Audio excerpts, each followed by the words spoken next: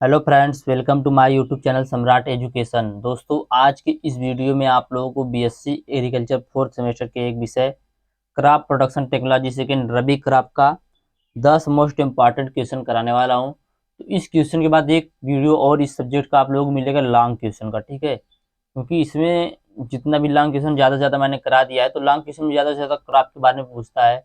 जैसे पूछेगा कि गेहूं की खेती का सविस्तार वर्णन कीजिए, जौ की खेती का सविस्तार वर्णन कीजिए। तो ऐसे मैं आपको 7 क्रॉप बताऊंगा, जिसको सिर्फ आप लोग पढ़ लीजिएगा, उसी में से आपके एग्जाम में क्वेश्चन आएंगे, ठीक है। तो चलिए स्टार्ट करते हैं आज का ये पहला क्वेश्चन। तो हमारे लोगों का सब्जेक्ट है रबी क्रॉप, रबी फसल। तो सबसे पहले जानेंगे कि रबी फसल होता क्या है। तो ऐसी फसल जिसकी बुआई अक्टूबर नवंबर माह में की जाती है वह रबी की फसल कहलाती है। ऐसी फसल जिसकी बुआई अक्टूबर नवंबर माह में की जाती है वह क्या कहलाती है? रबी की फसल कहलाती है। जैसे मान लीजिए इस समय क्या चल रहा है, इस समय चल रहा है जुलाई अगस्त, ठीक है। अगस्त चल रहा है, तो इस समय किसकी बुआई हो रही है? धान की। तो यह कौन सा फसल हो, सॉरी मौसम हो गया खरीफ का। रबी का कब से कब होगा? बुआई जब इसकी, जिस फसल की बुआई अक्टूबर नवंबर माह में होती है वह रबी की फसल कहलाती है। तो ऐसी फसल जिसकी बुआई अक्टूबर नवंबर माह में की जाती है रबी की फसल कहलाती है। जैसे होगा गेहूं हो गया, चना हो गया, बरसीम हो गया, सरसों हो गया, मटर हो गया। ये सब क्या हो गए? ये सब रबी की फसल हो गई, ठीक है। आगे देखेंगे राई। सरसों में माहू के नियंत्रण के फसल सुरक्षा के उपाय बताइए। राई या सरसों में माहू के नियंत्रण के फसल सुरक्षा के उपाय बताइए। दोस्तों, आप लोग माहू को जानते ही होंगे कि जब हम लोग की सरसों में फूल लगता है उसी टाइम एक हल्का मटमैले कलर का एक कीट आता है, जो क्या करता है, हमारे जो सरसों के पुष्प होते हैं, फूल होते हैं, उन पे लग जाता है। उसमें से उसके पानी को चूस लेता है, उसके रस को चूस लेता है और पौधे को क्या करता है? कमजोर कर देता है। तो उसी के नियंत्रण के उपाय को हम लोगों को पढ़ना है। तो चलिए देखते हैं। तो माहो एक छोटा कोमल शरीर वाला हरे मटमैले भूरे रंग का कीट है। माहो क्या है? माहो एक छोटा शरीर वाला हरे मटमैले रंग का भूरे रंग का एक कीट है, जिसके झुंड पत्तियों, फूलों, डंठलों, फलियों आदि पर चिपके रहते हैं। जिसके झुंड क्या करते हैं?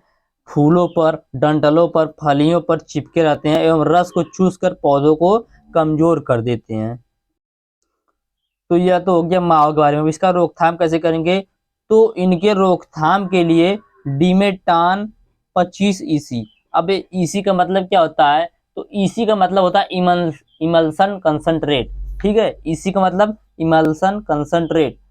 तो माहो के रोकथाम के लिए डिमेटान 25 EC का 100 लीटर पानी में मिलाकर छिड़काव करना चाहिए, जिससे क्या करेंगे, माहो से हम लोगों को छुटकारा मिल जाएगा, रोकथाम हो जाएगा।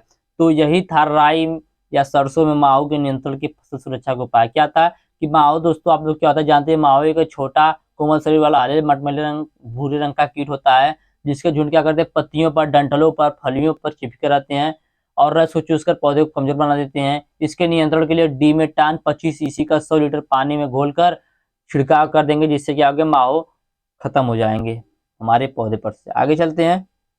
जो भी क्वेश्चन मैं बता रहा हूँ बहुत इंपॉर्टेंट और पिछले एग्जाम पूछे गए सभी क्वेश्चन है। अगला क्वेश्चन है, जौ की मोलिया बीमारी के बारे में बताइए।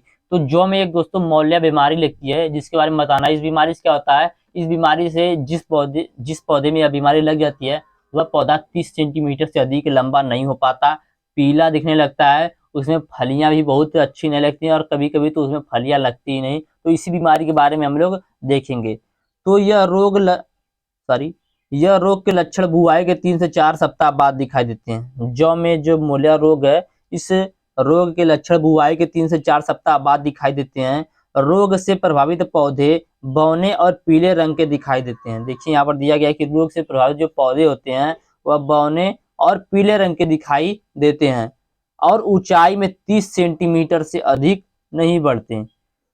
तो यह जो मोलिया रोग होता है यह पौधे में बुआई के 3 से 4 सप्ताह बाद दिखाई देते हैं। रोग से प्रभावित पौधे बौने और पीले रंग के दिखाई देते हैं और ऊंचाई में 30 सेंटीमीटर से अधिक कभी नहीं बढ़ते।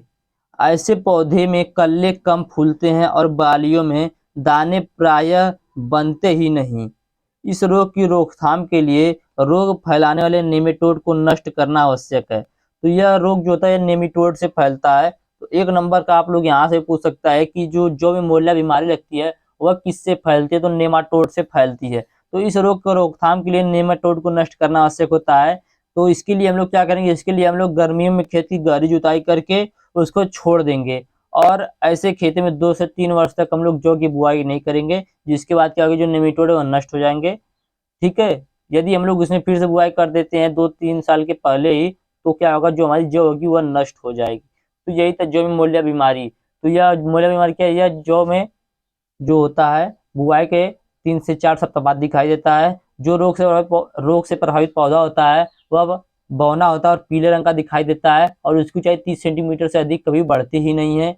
ऐसे पौधे में कल्ले कम फूलते हैं और दाना प्रायः बनता ही नहीं है। इस रोग के रोकथाम के लिए हमने को निमेटोड को नष्ट करना चाहिए। निमेटोड को नष्ट करने के लिए हम लोग गर्मियों में गहरी जुताई करके खेत को छोड़ देना चाहिए, और उसमें 2-3 साल तक जौ की बुआई नहीं करनी चाहिए। अगर हम लोग 2-3 साल से पहले ही इसमें जौ की बुआई करेंगे तो हमारी फसल जो है नष्ट हो जाएगा। चलिए आगे चलते हैं। पूरा नाम लिखिए।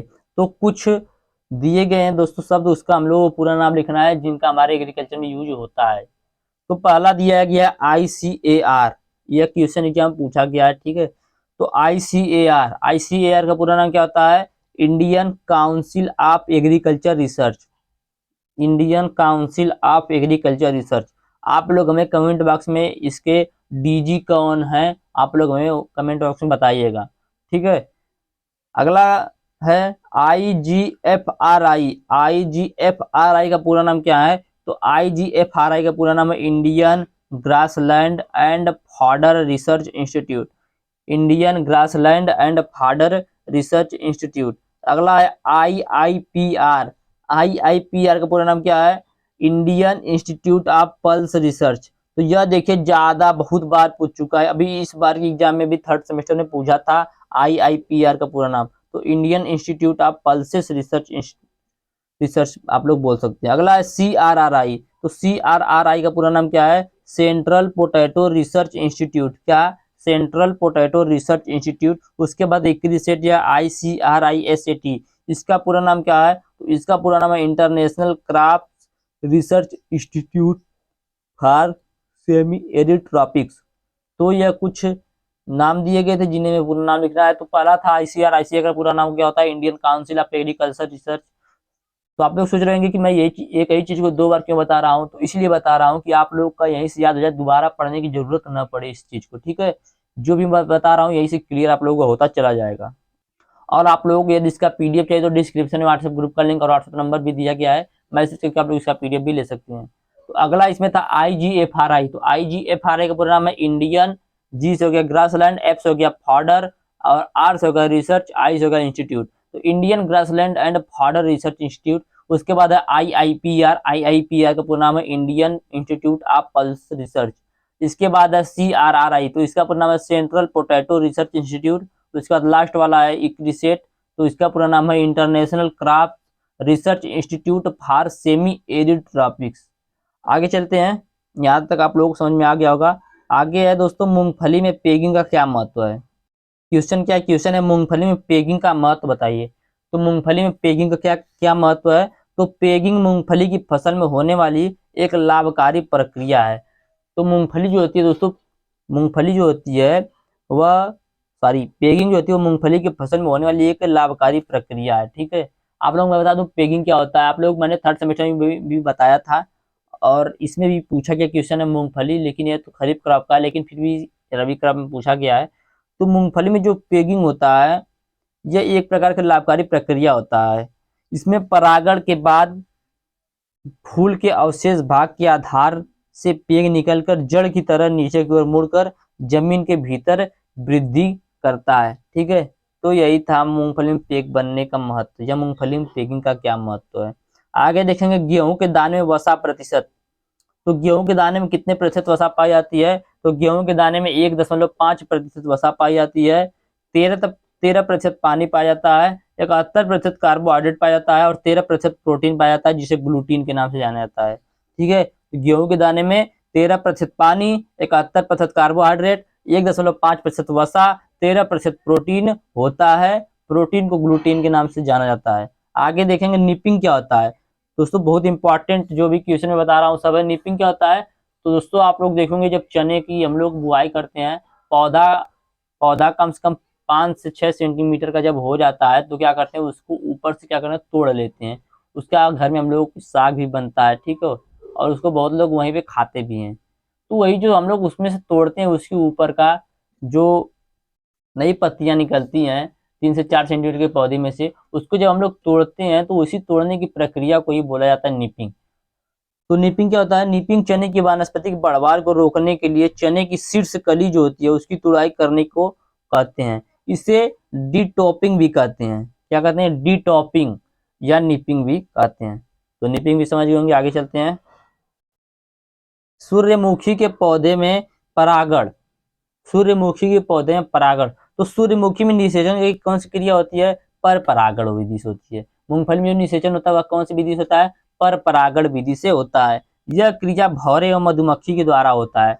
मूंगफली में पर परागण होता है और इसमें यह प्रक्रिया भौरे और मधुमक्खी के द्वारा होता है। लेकिन फूल निकलने पर यदि इनकी संख्या कम दिखे तो यह क्रिया हम लोग हाथ से भी संपादित कर सकते हैं या संपादित करना चाहिए। तो यह था सूर्यमुखी के पौधे में परागण। अब देखें गन्ने में पेड़ी प्रबंध, बहुत इंपॉर्टेंट है गन्ने में पेड़ी प्रबंध, और ये लास्ट क्वेश्चन भी है।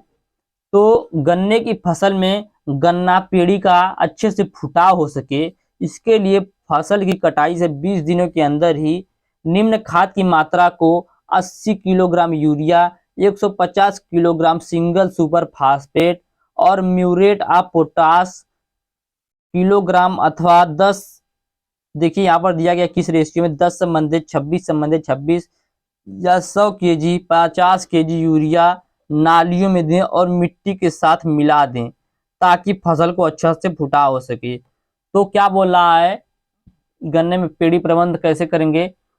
तो गन्ने की फसल में हम लोग को पेड़ी का अच्छे से फुटा हो सके, इसके लिए फसल की कटाई के 20 दिन के अंदर में ही हम लोगों को जो निम्न खाद बताया जाएगा उसी खाद को यूज किया जाता है। जैसे 80 kilo urea, 150 kilo single super phosphate, 100 kilo और 50 किलो यूरिया फिर से नालियों में देकर मिट्टी के साथ मिला देंगे ताकि फसल का अच्छे से फुटाव हो सके। अगला क्वेश्चन है 10वां क्वेश्चन। देर से बुआई गेहूं का बीज दर बताइए। तो जब हम लोग देर से गेहूं की बुआई करते हैं तो उस समय बीज दर कितना होना चाहिए? तो 125 केजी। और टाइम से बुआई पर बीज दर कितना होता है वो आप लोग हमें कमेंट बॉक्स में बताइएगा। अब अगला क्वेश्चन जो बहुत ज्यादा इंपॉर्टेंट और बार बार ये क्वेश्चन पूछता है और इस बार भी एग्जाम में पूछेगा, 2 पंक्ति और 6 पंक्ति जो में अंतर बताइए। तो मैं अभी सिर्फ एक अंतर बताया हूं, मैं आप लोगों को इसके बाद एक अंतर वाला वीडियो दूंगा और एक लॉन्ग वीडियो दूंगा, और उसी वीडियो में आप लोगों को बताऊंगा कि हम लोग को कौन कौन सा क्रॉप भी पढ़ना है। तो हम लोग इसमें थोड़ा सा देख लेंगे एक एक अंतर। 2 पंक्ति और 6 पंक्ति जौ में क्या अंतर है?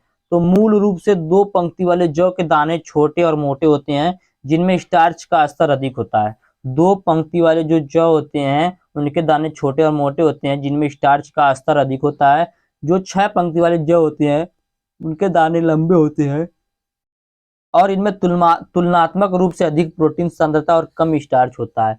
तो यह दोनों में बहुत बड़ा मुख्य अंतर यही है कि जो 2 पंक्ति वाला जौ होता है उसका दाना छोटा और मोटा होता है जिसमें स्टार्च का स्तर अधिक होता है, और जो 6 पंक्ति वाला जौ होता है उसका दाना लंबा होता है और इसमें तुलनात्मक रूप से अधिक प्रोटीन और सांद्रता कम स्टार्च होता है।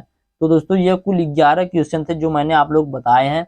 उम्मीद करते हैं आप लोगों को वीडियो अच्छा लगा होगा। वीडियो अच्छा लगा है तो वीडियो को लाइक कीजिएगा, चैनल को सब्सक्राइब कीजिएगा और अपने दोस्तों के पास शेयर भी जरूर कीजिएगा। धन्यवाद। जय हिंद।